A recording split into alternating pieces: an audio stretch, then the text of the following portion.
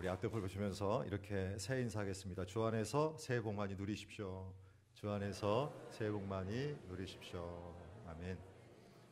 2025년도 정말 올 한 해 살아갈 때 여러분 가정과 삶의 자리, 또 학교 생활, 직장 모든 자리에 정말 하나님이 주시는 복, 하늘의 아름다운 은혜가 풍성하게 넘치기를 주님의 이름으로 축복합니다. 지난 송구영신예를 드릴 때 하나님께서 저에게 이런 간절함을 주시더라고요. 하나님, 올해는 성령의 능력을 입기를 원합니다. 어떤 해보다도 하나님, 올해는 성령의 능력으로 부응하기를 원합니다. 여러분, 올해 우리 교회의 표어가 무엇입니까? 저를 따라서 고백합시다. 성령의 능력으로 부응하는 교회. 사실 이것은 제가 정한 것이 아니고요. 우리 교단 예수교 장로회 통합 측 우리 교단에서 정한 주제입니다. 지난 백국이 총회에서 2025년도를 준비할 때 이 주제로 우리 교단이 나아가려고 결정하고 또 제시한 주제입니다. 그래서 저는 올해 교단에서 정해준 이 주제를 따라서 우리 다음 세대 자녀들과 함께 우리 장년부도 정말 성령의 능력으로 부응하는 그런 영광을 소망하고 누리면서 달려가 보고자 합니다. 여러분, 부응이라는 단어는 한자어입니다. 다시부, 일어날 흥. 그래서 문자적으로 풀어보면 부응은 쇠하였던 것에서 다시 일어나는 것, 절망의 자리에서, 문제의 자리에서 다시금 힘을 얻어서 일어나는 것, 바로 이것이 부응의 의미입니다. 여러분, 지금 우리가 사는 세상은 어떠한가요? 요지경이죠. 요지경입니다. 여전히 분쟁으로 전쟁 중인 나라들이 있고, 그로 인하여 수많은 사람들이 목숨을 잃어가고 있습니다. 기상 이유는 계속되어져서 우리가 사는 이 땅에 자연재해가 여전히 계속 발생하고 있습니다. 그리고 지금 우리나라는 지난 연말을 보내면서 정치적으로 큰 혼란과 어려움을 겪고 있습니다. 그리고 항공기 사고로 정말 수많은 가정이 슬픔에 젖어서 아픈 마음으로 그 무거운 시간을 보내고 있습니다. 그래서일까요? 한 해를 보내고 새로운 한 해를 맞이했지만 솔직히 제 마음은 편하지 않습니다. 뭔가 마음에 무거움이 여전히 남아있는 것 같습니다. 아마 여러분들 마음속에도 아마 그런 마음으로 오늘 예배 자리에 오신 분이 있을지 모르겠습니다. 자, 그러나 저는 이러한 때에도 한 가지 우리 주님 바라보면서 이런 소망을 갖게 되어집니다. 그럼에도 불구하고 주님은 여전히 일하고 계신다. 그럼에도 불구하고 주님은 역사하고 계신다. 여러분, 송구영신 예배 때도 나누었지만 우리가 믿는 주님이 이렇게 말씀하셨습니다. 이사야 43장 18절로 20절 우리 다 함께 같이 읽어봅시다. 너희는 이전 일을 기억하지 말며 옛날 일을 생각하지 말라. 보라, 내가 새 일을 행하리니 이제 나타낼 것이라. 너희가 그것을 알지 못하겠느냐. 반드시 내가 광야의 길을 사막의 강을 내리니 장차 들짐승 곧 승냥이와 타조도 나를 존경할 것은 내가 광야의 물을 사막의 강들을 내어 내 백성 내가 택한 자에게 마시게 할 것임이라. 아멘. 여러분, 이전 일이란 지나간 일, 옛일, 살아온 삶, 과거를 의미합니다. 여러분, 여기에는 좋은 것, 기쁜 것, 재미있는 이런 모든 것들이 들어 있습니다. 그리고 힘든 것, 어려운 것, 나쁜 것, 재미없던 것, 인생의 무거운 짐, 눈물, 고통, 아픔, 상처, 고난, 이 모든 것들이 들어 있습니다. 자, 그런데 우리 하나님은 이 모든 것들을 기억하지 말고 생각하지 말라고 말씀하십니다. 거기에 머무르지 말라고 말씀하십니다. 왜냐하면 바로 우리 주님이 행하실 새 일이 있기 때문에, 우리 주님이 나타내실 새 일 때문에 그렇다는 것입니다. 여러분, 새 일은 다른 것이 아니고 바로 광야의 길을 사막의 강을 내시는 것입니다. 여러분, 사실 광야는, 사막은 행복한 땅이 아닙니다. 기분을 좋게 하는 곳이 아닙니다. 가고 싶은 곳이 아닙니다. 오히려 마음에 부담을 주고 염려와 근심을 갖게 하는 곳이 바로 그런 땅입니다. 불안과 갈등을 만들 수 있는 땅, 풍요함보다도 탄식을 줄 수 있는 땅, 눈물이 있고 고통이 있는 그런 땅이 바로 광야 사막입니다. 아마 지금 여러분들 중에도 여전히 광야길을 걷고 계신 분이 있을지 모르겠습니다. 삶은 막막하고 힘들고 경제적으로 어렵고 건강도 안 좋고 미래에 대한 불안은 가득하고 정말 사막처럼 두려움이 있는, 두려움을 경험하고 있는 그런 삶을 사시는 분이 있을지 모르겠습니다. 자, 그런데도 하나님께서 어떻게 하시겠다고 말씀하셨습니까? 그 광야의 길을, 그 사막의 강을 내시겠다고 약속하셨습니다. 한마디로 말하면 부흥을 주시겠다는 것입니다. 문제 있는 자리에서, 염려와 근심의 자리에서, 낭망의 자리에서 다시 일어설 수 있는 생명력을 주시겠다고 말씀하십니다. 다시 살리시겠다고, 인생을 살아가는 모든 심령들 가운데 가치 있는 삶을 살 수 있도록 만들어 주시겠다고 우리 하나님이 약속해 주셨습니다. 여러분 믿으시나요? 여러분, 그래서 저는 올해 2025년도가 기대가 되어지고 소망이 되어집니다. 여러분, 사실 성경에는 부흥이라는 단어가 직접적으로 많이 나오지는 않습니다. 신구약 앞에서 딱 한 번 나오는 것 같아요. 바로 하박국 3장 2절에 이렇게 부흥이라는 단어를 넣어서 이렇게 기록을 하고 있습니다. 우리 하박국 3장 2절 다 함께 같이 읽어봅시다. 여호와여, 내가 주께 대한 소문을 듣고 놀란나이다. 여호와여, 주는 주의 일을 이 수년 내에 부응하게 하옵소서. 이 수년 내에 나타내시옵소서. 진노 중이라도 긍휼을 잊지 마옵소서. 아멘. 조금 쉽게 번역된 새번역 성경에 보면 새번역에서는 하박국 3장 2절을 이렇게 또 번역을 했습니다. 자, 이 말씀도 같이 읽어봅시다. 주님, 내가 주님의 명성을 듣습니다. 주님, 주님께서 하신 일을 보고 놀랍니다.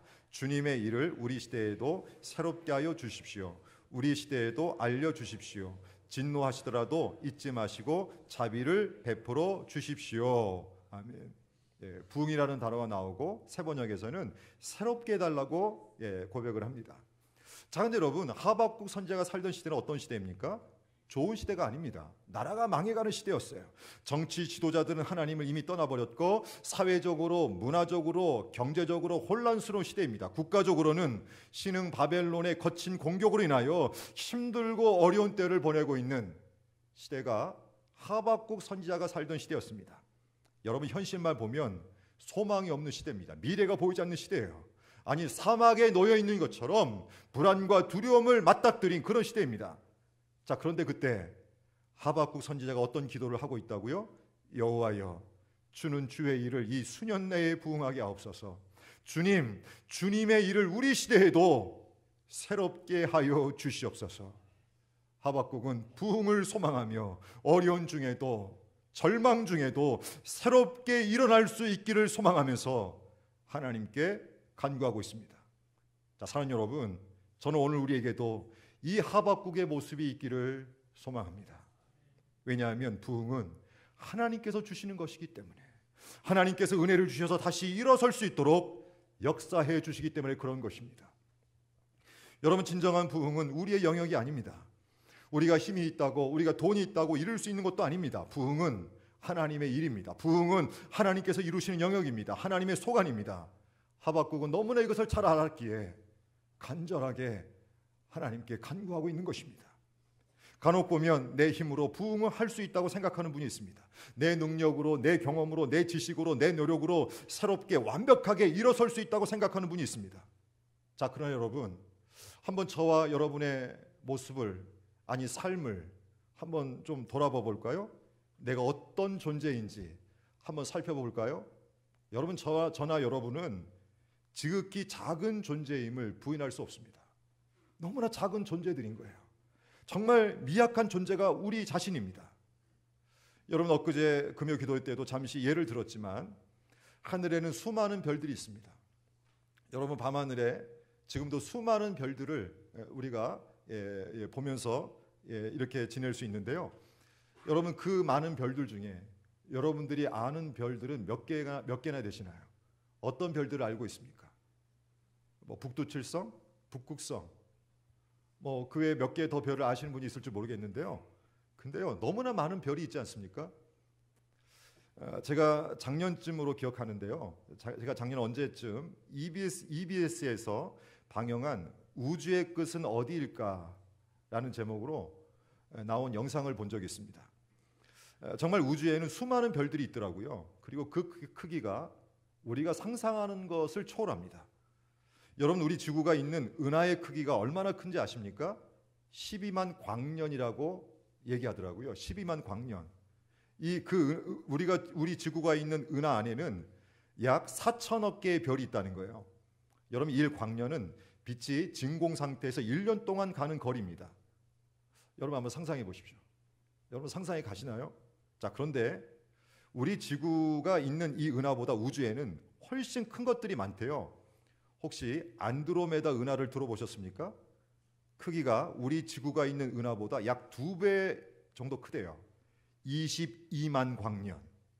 자, 그런데 이 우주에는 이런 은하가 한두 개가 아니라는 거예요. 우리 은하가 속해 있는 은하군이 있는데 그 은하군이 국부 은하군이라고 말을 한답니다. 근데 그 국부 은하군의 크기가 거리가 1000만 광년이라는 거예요. 자, 그런데 이것도 가장 큰 것이 아니라는 거예요. 은하군이 모여서 은하단을 형성하는데 그중 라니아케아 초은하단이라는 것이 있는데요. 크기가 5억 2천만 광년이라는 거예요. 그리고 10만 개 이상의 은하가 그 안에 있다는 것입니다. 자, 그런데 이것도 끝이 아니래요. 라니아케아 초은하단의 2배가 되는 것이 있는데 바로 물고기자리, 고래자리 복합 초은하단.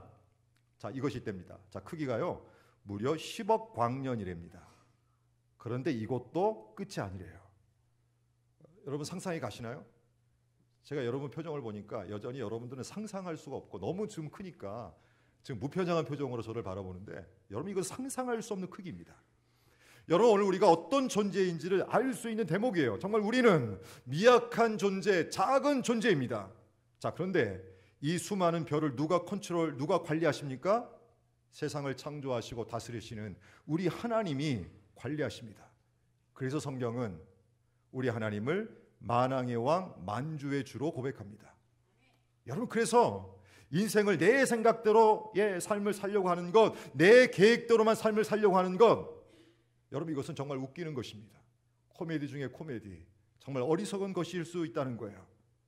여러분, 지혜로운 삶은 하나님을 의지하는 것입니다. 모든 것을 다스리시고 모든 것을 만들어 가시며 모든 것을 통치하시는 하나님을 인정하는 것이, 그 하나님께 맡기고 간구하는 것이 지혜로운 삶이라는 거예요. 그래서 성경은 자주 이런 말씀을 하고 있습니다. 우리 잠언 3장 5절 6절 다 함께 같이 읽어봅시다.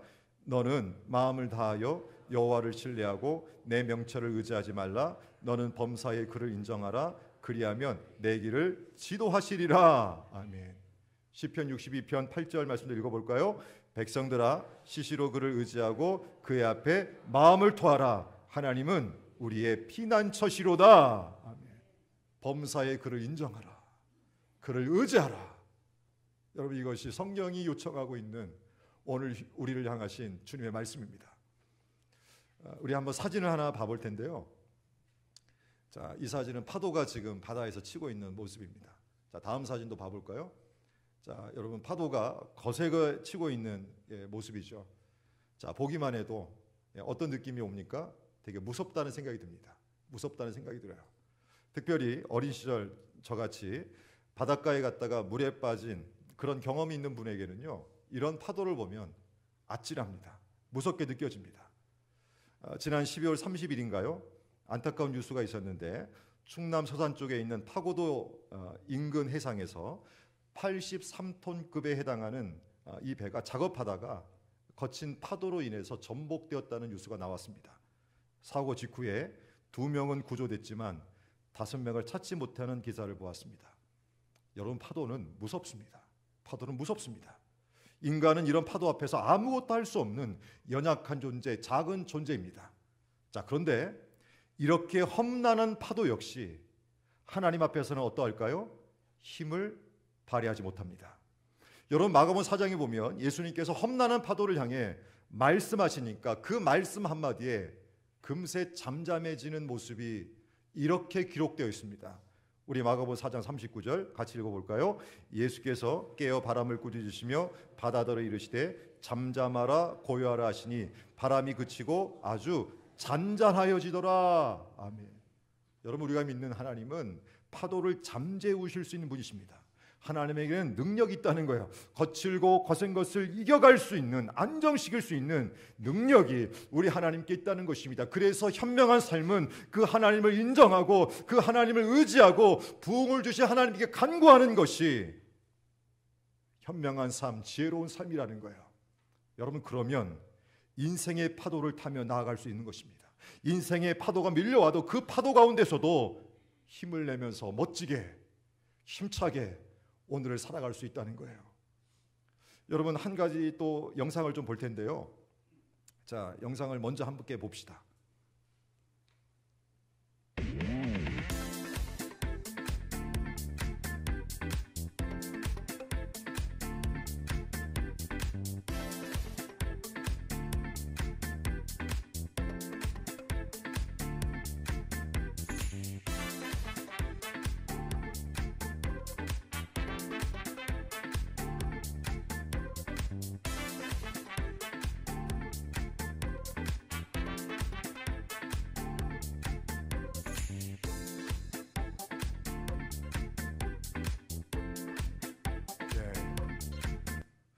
여러분 너무 멋있죠?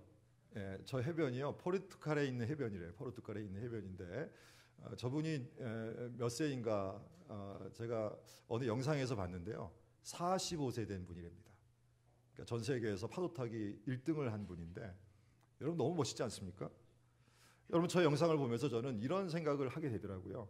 올 한 해 여러 번의 거친 파도가 밀려올 수 있지만 모든 세상을 주관하시는 정말 능력 많으신 주님을 의지할 때 오늘 우리도, 오늘 나도 인생의 파도를 저렇게 멋지게 탈 수 있을 것 같다, 이런 생각을 하게 되더라고요.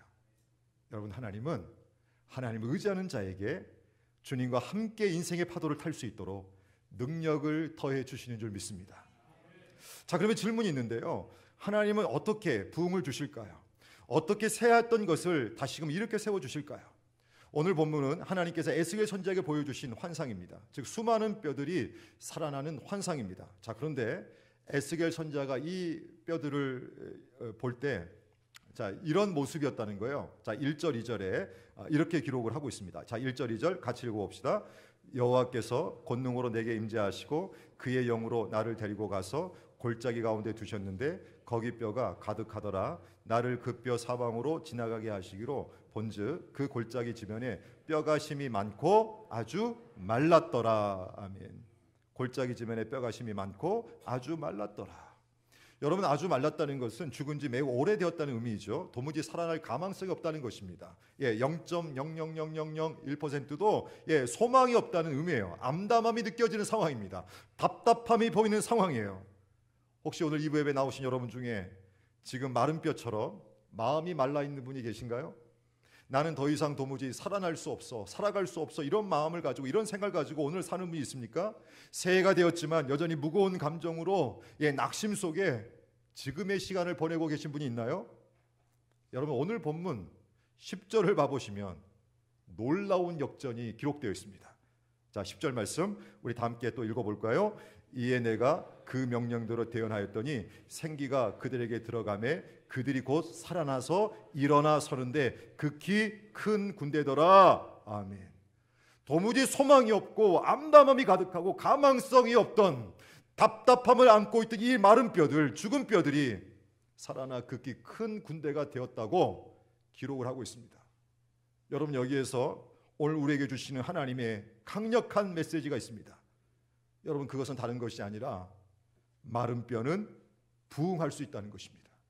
자, 저를 따라해 주십시오. 마른 뼈는 부흥할 수 있다. 마른 뼈는 다시금 부흥할 수 있다는 것입니다. 살아날 수 있다는 거예요. 절망의 자리에서, 문제의 자리에서 일어날 수 있다고 우리 주님이 말씀해 주고 있습니다. 자, 어떻게 이것이 가능한가? 오늘 본문에 보면 크게 두 가지 비밀이 나오는데요. 자, 제일 먼저 우리 4절로 8절 말씀, 자, 이 말씀 안에 마른 뼈가 살아날 수 있는 비밀이, 첫 번째 비밀이 기록되어 있습니다. 자, 우리 4절로 8절 말씀 천천히 다 함께 읽어봅시다. 또 내게 이르시되 너는 이 모든 뼈에게 대언하여 이르기를 너희 마른 뼈들아 여호와의 말씀을 들을지어다. 주 여호와께서 이 뼈들에게 이같이 말씀하시기를 내가 생기를 너희에게 들어가게 하리니 너희가 살아나리라. 너희 위에 힘줄을 두고 살을 입히고 가죽으로 덮고 너희 속에 생기를 넣으리니 너희가 살아나리라. 또 내가 여호와인 줄 너희가 알리라 하셨다 하라. 이에 내가 명령을 따라 대언하니 대언할 때에 소리가 나고 움직이며 이 뼈 저 뼈가 들어맞아 뼈들이 서로 연결되더라. 내가 또 보니 그 뼈에 힘줄이 생기고 살이 오르며 그 위에 가죽이 덮이나 그 속에 생기는 없더라. 아멘. 여러분, 에스겔 선지자가 하나님께 주신 말씀을 받아서 이제 믿음으로 대언합니다. 믿음으로 말씀을 선포합니다. 자, 그러자 놀라운 일이 일어났죠. 여러분 7절 8절을 봐보시면 에스겔 선지자가 이에 내가 명령을 따라 대언하니, 주신 말씀을 따라서 믿음으로 선포하기 시작하자 놀랍게도 뼈들이 막 움직이더라는 거예요. 마치 퍼즐이 맞춰지기 시작했다는 거예요. 그리고 마른 뼈들이 다시 살아나기 시작합니다. 여러분, 다시 살아날 수 있는 비밀, 부흥은 다른 것이 아니라 하나님의 말씀을 붙들고 대언할 때 일어난다는 거예요. 하나님의 말씀을 붙들고 나눌 때 일어난다는 거예요. 하나님의 말씀을 묵상하고 선포할 때에 죽었던 것이 살아난다는 것입니다. 북을 치고 고함을 지르고 술을 먹고 놀면서 맛있는 음식을 준다고 해서 마른 뼈가 살아나는 것이 아니라 하나님의 말씀이 선포되어지고 전해지고 하나님의 말씀이 심령 가운데, 인생 가운데 임할 때에, 심겨질 때에 죽어있던 마른 뼈들이 살아났다는 것입니다. 여러분, 그래서 말씀이 중요한 것입니다. 여러분, 저는 오늘 또 여러분에게 주님의 마음으로 권면합니다. 삶의 자리에서 하나님의 말씀을 듣고 태어나십시오. 하나님의 말씀을 읽고 나누십시오. 하나님의 말씀을 묵상하고 암송하고 선포하십시오. 그러면 다시 살아 일어나는 부흥이 나타나게 될 줄 믿습니다. 가정에서도 해보십시오. 가정에서 하나님의 말씀을 읽고 묵상하고 암송하고 대언하고 나누고 전해보십시오. 그러면 가정이 살아납니다. 자녀들이 살아나고 남편이 살아나고 아내가 살아납니다. 여러분, 우리가 교회로 모여서 교우들과 함께 하나님 말씀을 읽고 듣고 나누고 대언하면 하나님께서 우리 교회 위에 살아나는 영적인 부흥을 주실 거라 믿습니다. 하나님의 말씀이 살아있는 삶, 하나님의 말씀이 살아있는 가정, 하나님의 말씀이 살아있는 교회는 반드시 부흥합니다. 여러분, 또 한 가지 비밀은 성령의 역사입니다. 여러분, 오늘 본문 7절을 다시 봐보시면 에스겔이 말씀을 대언하자 순간 뼈가 맞춰지기 시작합니다. 힘줄이 생기고 살이 차오르고 가죽이 덮였습니다. 사람이 모습이 되었습니다. 자, 그런데 여러분, 문제는요, 한 가지 부족한 것이 보입니다. 자, 그것이 뭘까요? 8절에 이렇게 기록을 하고 있습니다. 내가 또 보니 그 뼈에 힘줄이 생기고 살이 오르며 그 위에 가죽이 덮이나 그 속에 생기는 없더라. 그 속에 생기는 없더라. 자, 그러자 하나님께서 한 가지 처방을 또 강하게 내리십니다. 자, 이 내용이 9절에 이렇게 기록이 되어 있습니다. 자, 우리 9절 말씀 다 함께 같이 큰 소리 읽어봅시다. 또 내게 이르시되 인자야, 너는 생기를 향하여 대언하라. 생기에게 대언하여 이르기를 주 여호와께서 이같이 말씀하시기를 생기야, 사방에서부터 와서 이 죽음을 당한 자에게 불어서 살아나게 하라 하셨다 하라. 아멘. 여러분, 생기는 히브리어 언어로 루하흐라고 합니다. 여러분, 이 단어의 문자적인 뜻은 호흡, 바람, 영, 그리고 우리말로 좀 번역된 생기, 이런 뜻을 갖고 있습니다. 자, 그런데 이 단어가 신약에 가면 성령이라는 단어와 연결됩니다. 여러분, 신약에서 성령이라고 하는 이 단어는 헬라어로 푸뉴마라고 하는데요, 이 구약에 나오는, 지금 오늘 본문에 나오는 이 히브리어 루하흐라는 단어와 동일한 의미로 쓰여집니다. 자, 그러니까 오늘 본문에 나오는 이 생기는 성령님을 의미하는 거예요. 하나님의 영을 의미합니다. 자, 그런데 하나님의 영, 성령님이 들어가니까 어떻게 되었다고요? 그 마른 뼈가 이제는 완전한 군대로 살아 움직이더라는 거예요. 자, 이 내용을 오늘 보면 14절에서 이렇게 기록을 합니다. 내가 또 내 영을 너희 속에 두어 너희가 살아나게 하고, 아멘. 내 영을 너희 속에 두어 너희가 살아나게 하고. 자, 사랑하는 여러분, 마른 뼈가 소생하려면 하나님의 말씀과 더불어서 하나님의 생기, 하나님의 성령이 임해야 합니다. 하나님의 영이 임할 때에 변화가 일어나고 회복이 일어나고 부흥이 일어난다는 거예요. 여러분, 사도행전 2장에 보면 마가의 다락방에 모여있던 주의 제자들 120명을 볼 수가 있습니다. 자, 그런데 여러분, 당시 마가의 다락방에 모인 주님의 제자 120명 안에, 아니 그들의 삶을 보면 마른 뼈 같은 모습이 있었습니다. 분명히 주님께서 부활 승천하셨지만 그들은 마가의 다락방에 모여서 마치 숨어 지내듯이 두려운 마음으로 그 자리에 있었던 것입니다. 여러분 생각해 보면 여전히 마른 뼈의 모습이 있었습니다. 자, 그런데 그들이 그곳에서 기도했을 때 어떤 역사가 있었습니까? 성령의 은혜를 그들이 입게 됩니다. 그러자 마른 뼈 같은 그들이, 두려움에 젖었던 그들이, 불안과 염려로 미래를 생각했던 그들이 순간 살아나기 시작합니다. 담대해지고 부흥이 드러납니다. 절망의 자리에서 복음을 전하는 놀라운 메신저들로 그들이 세워지는 그 영광이 성경에 기록되어 있습니다. 그렇습니다. 하나님의 말씀과 더불어서 성령의 능력을 입게 되어지면, 하나님의 영의 이끌림을 받게 되어지면, 성령의 충만함 속에 오늘을 살게 되어지면 오늘 우리도 새로운 삶을 살게 된다는 것입니다. 지금 사는 삶의 자리에서 일어나 힘차게 걸을 수 있는 능력을 드러낼 수 있다는 것입니다. 어떤 상황 속에 있든지 염려를 넘어서고 근심을 넘어서고 문제를 넘어서서 영적인 부흥을 경험하며 오늘을 살 수 있다는 것입니다. 여러분, 저는 그래서 오늘 우리 모두가 이 은혜를 소망하면서 성령의 임재를 위해서 기도하는 발걸음 되어지기를 소망합니다. 여러분, 지금도 성령님은 사모하는 곳에 임재하여 주십니다. 가정에서 가족들과 함께 성령님을 사모하면, 그곳에서 기도하면 성령께서 역사해 주십니다. 가정이 성령의 생기, 성령의 능력으로 살아날 수 있도록 도와주신다는 것입니다. 교회에서 교회들과 함께 예수님을 바라보며 말씀 부여잡고 기도하기 시작하면 성령께서 능력으로 임하여 주십니다. 그러면 구역 모임이 살아나고 이혼의 각 부서 모임들이 살아나고 온 교회가 살아나서 주님의 영광과 은혜를 널리 선포할 수 있게 되어집니다. 여러분, 여전히 오늘 우리 안에는 자녀들 때문에 고민하는 마음이 있습니다. 어린 자녀들을 양육하는 우리 부모님들을 만나봐도 자녀들에 대한 걱정이 있습니다. 사춘기 자녀들을 양육하는 우리 부모님들 안에 고민이 있습니다. 청년 시절에 있는 자녀들을 대하는 우리 부모님들 안에 걱정이 있습니다. 결혼해서 장성해서 사는 그 자녀들을 대하는 부모님들 안에는 여전히 기도의 제목들이 있습니다. 그런데 자녀들과 함께 주의 말씀 부여잡고 성령의 임재를 사모하는 마음으로 간절히 기도하면 반드시 우리 자녀들의 삶의 자리에도 성령의 능력으로 부흥케 하실 주님의 역사가 강하게 드러나게 될 줄 믿습니다. 여러분, 성령님은 지금도 쉼없이 사모하는 가정, 사모하는 심령, 사모하는 교회, 사모하는 모든 자리에 역사해 주고 계십니다. 여러분, 올해 우리 교회 표현은 성령의 능력으로 부흥하는 교회입니다. 자, 그런데 총회에서 제시한 주제 말씀이 2개입니다. 2개. 우리가 지금 나누고 있는 에스겔 37장에 나오는 14절 말씀이 총회에서 제시한 주제이고요. 또 하나가 사도행전 9장 31절입니다.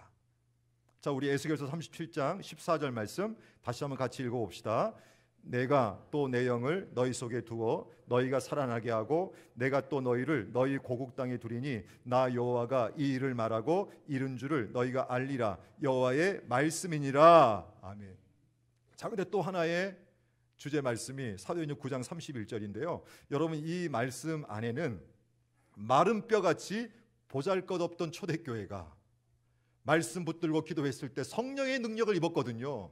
근데 그 성령의 능력을 입으니 이렇게 부흥을 하고 있다는 거예요. 이 내용이 사도행전 9장 31절에 기록을 하고 있습니다. 자, 이 말씀도 같이 읽어봅시다. 그리하여 온 유대와 갈릴리와 사마리아 교회가 평안하여 든든히 서가고 주를 경외함과 성령의 이로로 진행하여 수가 더 많아지니라. 아멘. 여러분, 저는 이 주제 말씀을 읽고 읽으면서 이 말씀 붙들고 이런 기도하게 되더라고요. 하나님, 마른 뼈 같은 내 인생, 아니 우리의 삶의 자리, 우리 교회 위에 강력한 성령의 능력을 통한 부흥이 일어나도록, 일어나 큰 군대가 되어지는 영광을 볼 수 있도록 역사하여 주옵소서. 그리고 어려운 시대이지만 초대교회가 부흥을 경험한 것처럼 교회가 평안하여 든든히 서가고 주를 경외함과 성령의 이로로 진행하여 수가 더 많아지는 놀라운 부흥이 우리 동문교회에 드러나도록 역사하여 주옵소서. 하나님은 이렇게 간구하는 우리 교회에 반드시 부흥을 더해 주시리라 믿습니다. 여러분, 작년 하반기에 목회데이터 연구소가 발표한 한국교회 트렌드 2025라는 책에 보면 여러 주제를 다루고 있는데요. 그 중에 한국 교회의 세속화를 이야기합니다. 여러분, 세속화란 사회와 문화의 여러 영역에서 종교의 영향력이 감소하는 것을 의미합니다. 쉽게 말하면 그리스도인들이 그리스도인으로서의 기준점을 잃어버리고 세상이 제시하는 기준이 중심이 되어져서 그렇게 살아가는 모습을 세속화 이렇게 얘기합니다. 그런데 통계를 내보니까요, 교회에 나오는 평신도들 81%가 이런 생각한다는 거예요. 한국 교회는 세속화되었다. 교회를 섬기고 있는 담임 목사님들의 통계를 내보니까요, 91%가 한국 교회가 세속화되었다 이렇게 생각한다는 거예요. 오늘 이 예배 들으신 여러분들 안에도 아마 이런 생각이 있을지 모르겠습니다. 한국 교회는 세속화되었다. 여러분, 이 마음으로 아마 교회를 바라보고 교회에 나와서 신앙생활하고 있는 우리의 모습이 있을지 모르겠습니다. 그러나 여러분, 아무리 한국 교회가 세속화되었다고 얘기할지라도 지금 우리가 할 일은 다른 것이 아닙니다. 주의 말씀 붙들고 기도하기 시작하면 성령의 능력을 통해서 오늘 우리 교회는 새로운 부흥을 경험하게 될 거라 믿습니다. 아무리 시대가 어렵고 아무리 어그러진 이 시대적 모습을 보고 있다 할지라도 우리가 주의 말씀 붙들고 성령을 사모하고 은혜를 구하고 간구하면 여전히 역사해 가시는 성령님 때문에 우리는 일어나 걸을 수 있는 새 힘을 강하게 입게 될 줄 믿습니다. 그러면 여러분, 지금은 비판할 때가 아닙니다. 나라를 보면서도 비판할 때가 아니고 교회들을 보면서도 비판할 때가 아니고 지금은 주의 말씀 붙들고 기도할 때입니다. 하나님 역사하여 주옵소서. 마른 뼈 같은 이 시대의 교회들을 불쌍히 여겨 주옵소서. 마른 뼈 같은 이 시대, 이 나라를 불쌍히 여겨 주옵소서. 성령의 능력으로 고쳐 주시옵소서. 하나님, 우리의 간구를 들어주시고 2025년도 반드시 성령의 능력으로 부흥할 수 있도록, 일어날 수 있도록, 문제의 자리를 넘어서서 하나님의 영광을 드러내고 선포할 수 있도록 역사해 주시리라 믿습니다.